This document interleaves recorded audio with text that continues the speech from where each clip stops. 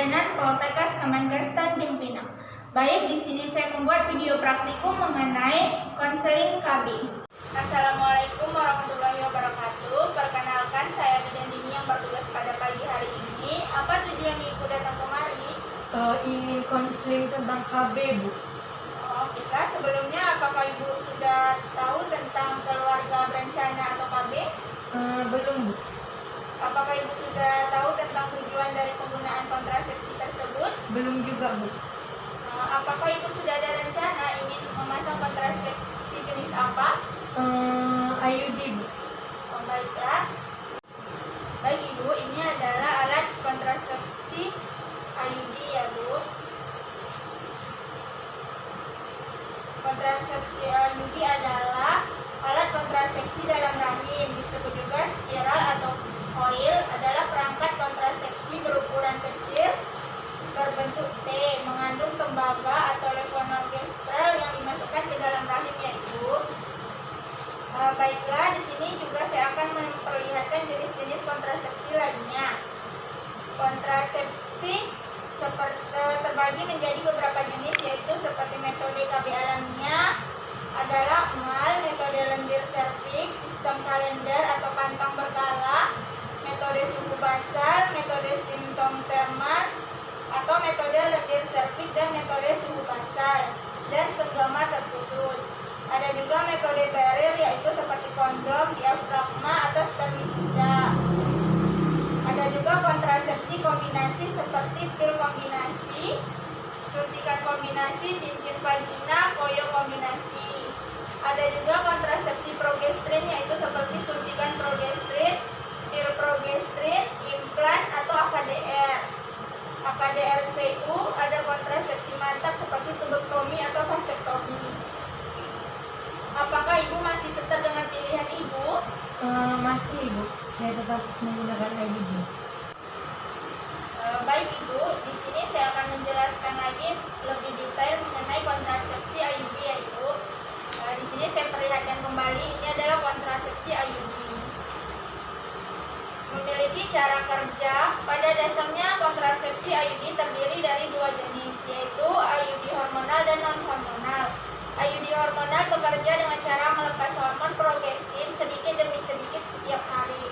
Hormon ini kemudian akan mengentalkan cairan di bagian layar rahim sehingga sperma jadi lebih sulit untuk bisa masuk ke dalam rahim. Sedangkan keuntungan dan kerugian dari IUD yaitu keuntungannya terbilang lebih praktis sebab dalam sekali pemasangan dapat mencegah kehamilan dalam jangka waktu yang cukup lama yaitu penggunaan IUD dapat mencegah kehamilan hingga 10 tahun. Selain itu, bisa dilepas kapan saja ketika ibu sudah ingin hamil lagi. Sedangkan kerugiannya yaitu bercak antar periode menstruasi. Periode menstruasi tidak teratur, menstruasi lebih berat dan kram, menstruasi yang lebih buruk. IUD tidak melindungi dari PMS atau penyakit menular seksual yaitu. Sedangkan efek samping dari kontrasepsi IUD yaitu rasa nyeri saat pemasangan IUD, menstruasi jadi tidak teratur, kram perut setelah pemasangan IUD, timbul bercak perdarahan, mual dan sakit perut, infeksi vagina dan posisi IUD tergeser. Sedangkan cara penggunaannya yaitu angkat tabung IUD secara hati-hati, pegang IUD dengan posisi lengan horizontal.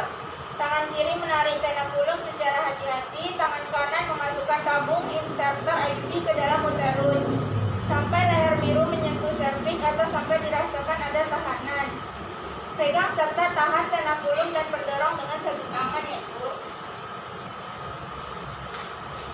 Baiklah Ibu, di sini saya akan memberi jaminan akan kerahasiaan Ibu. Setelah ini, Ibu akan mengumpulkan biodata dan mengisi kartu status peserta KB ya Ibu.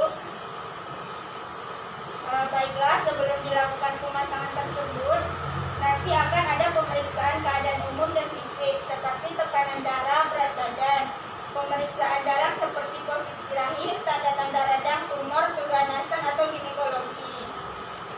Baiklah, apakah ada yang ingin Ibu tanyakan mengenai kontrasepsi ini?